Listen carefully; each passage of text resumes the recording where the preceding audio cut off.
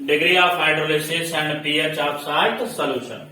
कल के लेक्चर में आपने यह देखा कि अलग अलग तरह का साल्ट है। जैसे मान लो पहला साल्ट मैंने कौन सा बताया था, salt of strong acid and strong base. Example बोलो, NaCl। Example of strong salt of strong acid weak base,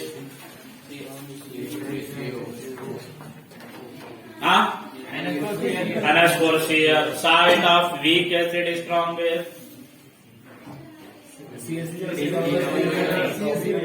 ठीक है ना। Salt of weak acid weak base CH3COO यानी यह डिफरेंट तरह का साल्ट है ना। तो आज का अपना देखो हेडिंग क्या है, hydrolysis constant, degree of hydrolysis and pH of the salt solution. तो वन बाय वन हम लोग देखेंगे। For the first salt, the salt of strong या फर्स्ट के the salt of weak acid and strong base. Okay, example weak acid that is CH3COON। अब देखो, मान लो for example मैंने कहा सबसे पहले इसका चेक करोगे हाइड्रोलिसिस कांस्टेंट। हाइड्रोलिसिस कांस्टेंट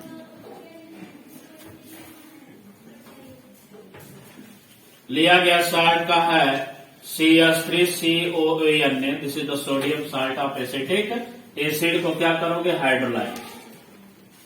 जैसे आप हाइड्रोलाइज करोगे तो टूट जाएगा किसमें, CH3COOH प्लस बोलो NaOH।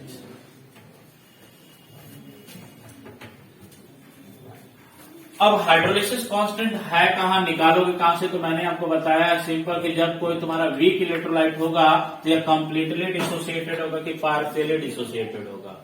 पार्शियली डिसोसिएटेड, इसका मतलब यह जो तुम सिंबल बनाए हो, यह सिंबल इरिवर्सिबल के बजाय क्या होगा, रिवर्सिबल। और रिवर्सिबल इक्विलिब्रियम पर हम एक रूल लगाते हैं, कौन सा, law of mass action. Law of mass action, तो लॉ ऑफ मास एक्शन जब लगाओगे इस पे तो फाइनली मिलता है के। इस के को ही हम क्या रिप्रेजेंट करेंगे, KH। And this KH represent what, hydrolysis constant. अब सबसे पहले काम करो कि यहाँ पर सबसे पहले इसे ब्रेक आउट कर लो, CH3COO minus plus Na positive and H2 equilibrium CH3COOH plus NaOH।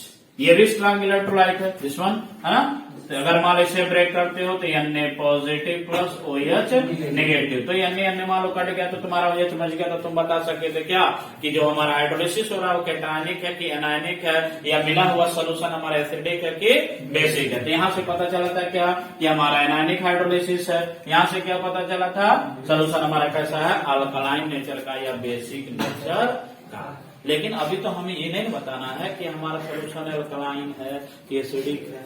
हमारा सोल्यूशन या हमारा जो नेचर है कैटायनिक हाइड्रोलिसिस है कि एनायनिक हाइड्रोलिसिस। हमारा टॉपिक क्या है, हाइड्रोलिसिस कांस्टेंट। तो हाइड्रोलिसिस कांस्टेंट को कैसे करोगे, तो एज सच यह जो रिएक्शन लिखा है CH3COON plus H2 change into CH3COOH plus NaOH। मैंने कहा डायरेक्ट लगा दो, apply the law of mass action. Apply the law of mass action. जैसे ही मास एक्शन फार्मूला लगाओगे या नियम लगाओगे तो तुमको पता है कि KH equal to active mass of CH3COOH into active mass of NaOH divided by active mass of CH3COOH sorry Na और H2 का कंसंट्रेशन चाहे लिखो चाहे हो गया।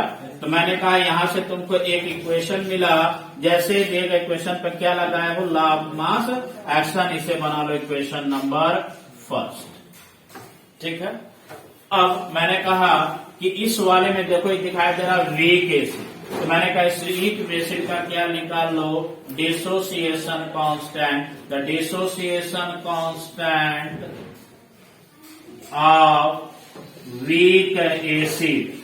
और डिसोसिएशन कांस्टेंट को भी कैसे लिखते हैं हम, के से ही लिखते हैं, बस के आगे क्या लिख देते हैं, ए।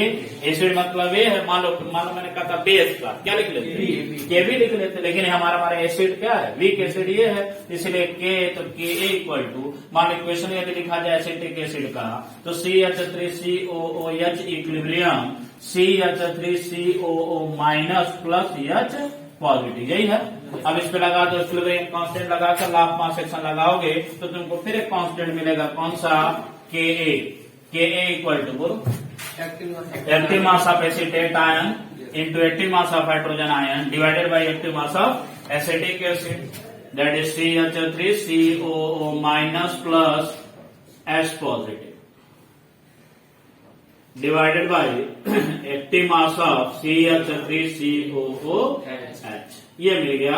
अब मेरा इक्वेशन नंबर सेकंड, ये दो इक्वेशन आपको मिल गया, equation number first and equation number second, sorry वहां पर इनटू,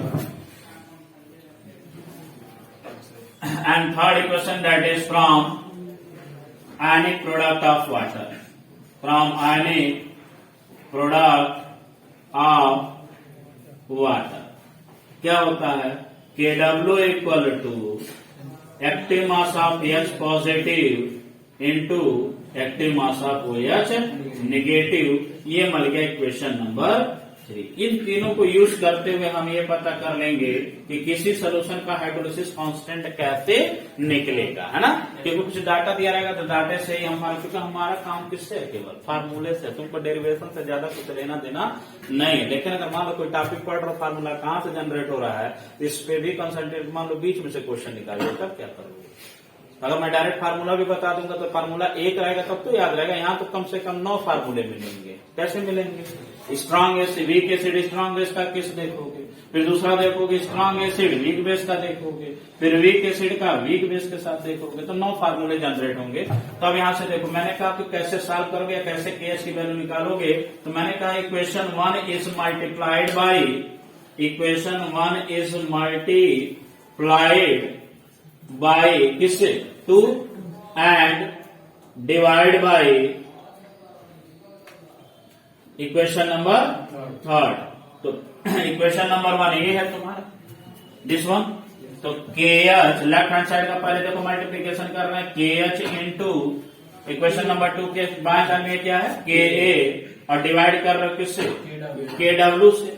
अब चीजें राइट हैंड साइड वाली लिख लो, तो राइट हैंड साइड वाले में यहाँ देखो क्या लिखा, CH3COO, ये देखते रहना, into NaOH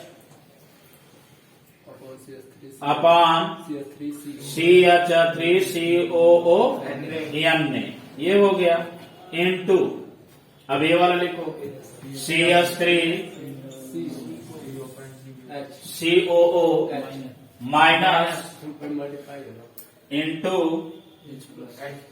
H plus divided by CH3COOH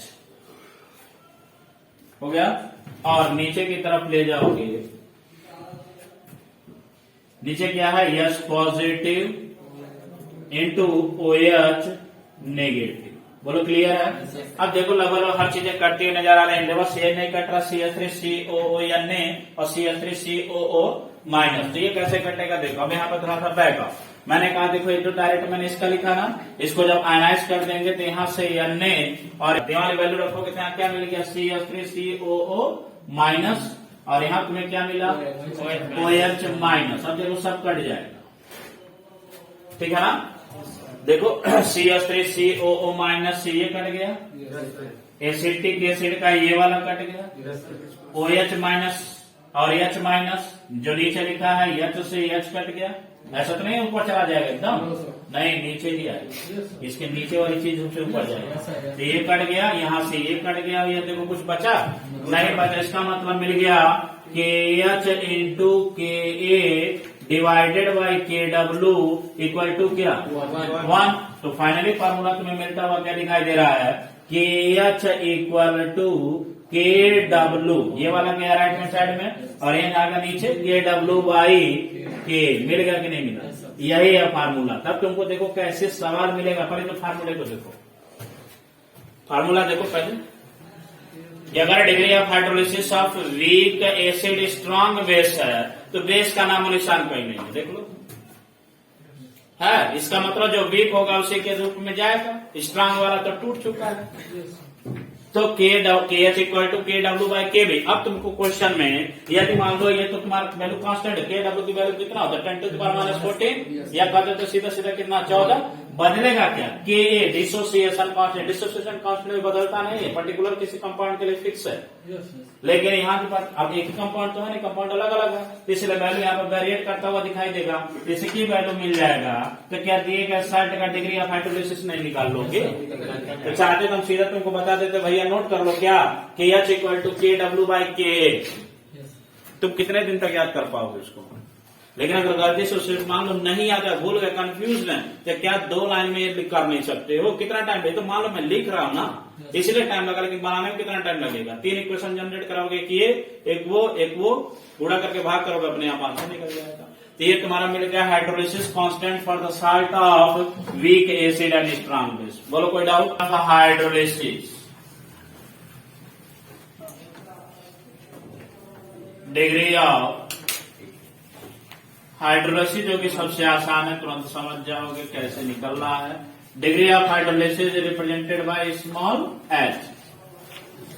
मैंने कहा क्वेश्चन अभी अभी जो लिखे हुए ये बनकर आया है CH3COO minus plus H2O equilibrium CH3COO H plus OH minus, यही क्वेश्चन बनकर आया ना। अभी अभी जब लिखे हो, देखो मत पहले देखो बोर्ड पर, अभी अभी जब क्वेश्चन यहाँ देखे हो, जब मैं लिख रहा था तो ये नहीं निकल कर आया था। अब मैंने कहा अब ऐसे जब मैं डिग्री ऑफ हाइड्रोलिसिस बताना, इसका मतलब कुछ अमाउंट टूट रहा है। तो जब टूट रहा है तो मैंने इससे पहले तुम लोग को न्यूमेरिकल लिखवाया था या बनवाया था कि जब कोई चीज टूटता है तो नॉर्मल किस रूप में ले जाते हैं, या तो एक्स के रूप में ले जाते हैं। फिर एक टर्मिनोलॉजी लिए थे डिग्री ऑफ डिसोसिएशन, किससे दिखाया था? अल्फा से। लेकिन यहाँ क्या है, डिग्री ऑफ डिसोसिएशन है कि डिग्री ऑफ हाइड्रोलिसिस है? डिग्री ऑफ हाइड्रोलिसिस की जो टूट के निकल रहा है उससे किस लेटर से हम डिनोट करेंगे? स्मॉल एच से। तो मैंने कहा सबसे पहले इनिशियल कंसंट्रेशन देखो, यहाँ जब दिए गए रिएक्शन पर इनिशियल कंसंट्रेशन लिखते हो, इनिशियल कंसंट्रेशन तो यहाँ क्या लिखते चला है? 1। ये तो एक्सेस में है, इसका कंसंट्रेशन पे लेना देना, इसका तो 1 हो गया। साथ ही साथ यहाँ पर क्या होगा शुरुआत में 0 0। मैंने कहा कंसंट्रेशन एट इक्विलिब्रियम या आफ्टर सनशाइन या आफ्टर टी टाइम पर क्या होगा, 1 में से कुछ पोर्शन जो निकला होगा उसको किससे दिखा रहा है? एच से। तो जो निकला वही बना, इसका मतलब एच और होगा एच। मैंने कहा जरा मोलर कंसंट्रेशन बताओ क्या हुआ? तो मोलर कंसंट्रेशन मतलब होगा डिवाइडेड बाई वी। तो डिवाइडेड बाई वी को डायरेक्ट हम 1 माइनस एच लिख सकते हैं, सी 1 माइनस एच। इसमें किसी को कोई कंफ्यूजन? हर भाई 1 बाई वी होगा, 1 बाई वी किसके बराबर? सी के बराबर। तो यहाँ सी 1 माइनस एच होगा। यहाँ क्या होगा? C H. यहाँ भी क्या होगा? C H. क्यों होगा? क्योंकि एच बाई वी होगा, तो H by V 1 by V को हम क्या लिख लेंगे? सी हमको मिल गया सी एच। मैंने कहा दिए गए क्वेश्चन पे क्या लगा दो?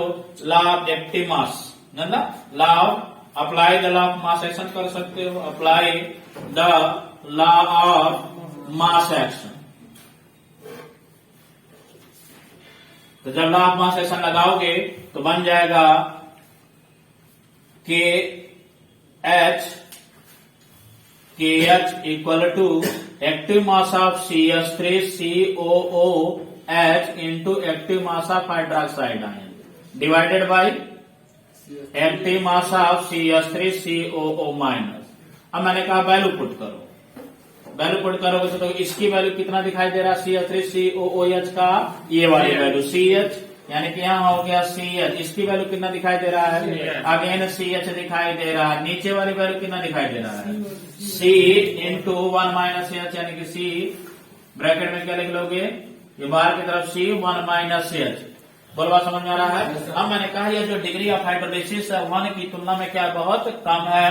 इट मीन्स यहाँ पर तुमको कंसीडर करना पड़ेगा कि n की तुलना में h की वैल्यू क्या है? बहुत स्मॉल है। h is very very very less than 1। तो जब 1 बहुत कम हो गया इसका मतलब 0 हो गया। तो जब 0 हो गया तो 1 में से 0 घटाओगे कितना होगा 1, यानी कि कुल वैल्यू यहाँ पर क्या हो गया 1। बाहर क्या बचा है C, तो C से C एक कट जाएगा तो क्या बच जाएगा यहाँ CH स्क्वायर, नीचे कुछ बचा नहीं। यह इसका मतलब KH इक्वल टू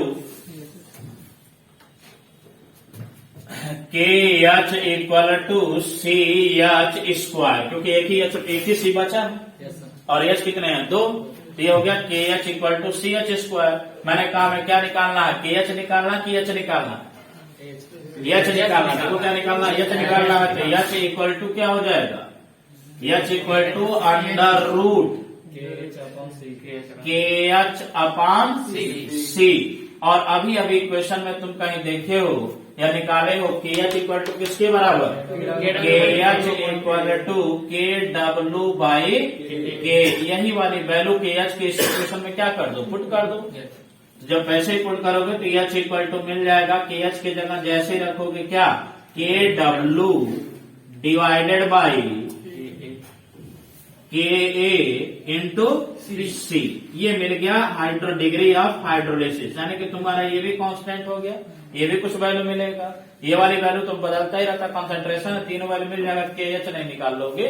यानी कि यहाँ अगर पूछा जाए कि वीक एसिड स्ट्रॉन्ग बेस का हाइड्रोलिसिस कांस्टेंट का फार्मूला क्या है, बोलो क्या आ गया KW upon KA into C आ गया ना। अब जब एक फार्मूला ये पढ़े, अब एक फार्मूला ये पढ़े, ऐसे कई फार्मूले जब पढ़ने लगोगे पढ़ लोगे तो क्या तुम्हें लास्ट में कंफ्यूजन नहीं होगा ना। इसलिए हम लोग डेरिवेशन पे कंसंट्रेट कराते हैं।